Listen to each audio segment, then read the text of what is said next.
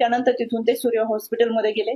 सूर्य हॉस्पिटलमध्ये गेल्यानंतर त्यांना तातडीने डॉक्टरांनी उपचारासाठी आतमध्ये घेतलं, ऑपरेशन म्हणजे डिलिव्हरी केली आणि चांगल्या पद्धतीचा प्रतिसाद हा सूर्य हॉस्पिटलच्या डॉक्टरांकडून त्यांना मिळाला. पण ज्यावेळेस दुसऱ्या दिवशी डिलिव्हरी पेशंटची झाली, पण डिलिव्हरी झाल्यानंतर त्याच्यामध्ये हेवी ब्लिडिंग आणि ही खचलेली मानसिकता, त्याच्यानंतर 2 दिवसांनी पेशंटचा मृत्यू झाला. तर अशा एकंदर या सगळ्या घटनांमध्ये पेशंटच्या नातेवाईकांचा दावा आहे. राज्य महिला आयोग आणि राज्य शासनाला समिती स्थापन करण्याच्या सूचना दिल्या होत्या. त्या अनुषंगाने डॉक्टर राधाकिशन पवार यांच्या अध्यक्षतेखाली एक 4 सदस्यीय समिती स्थापन करण्यात आली. त्याचा अहवाल आज या ठिकाणी आलेला आहे. या अहवालामध्ये हा अहवाल या ठिकाणी देत असताना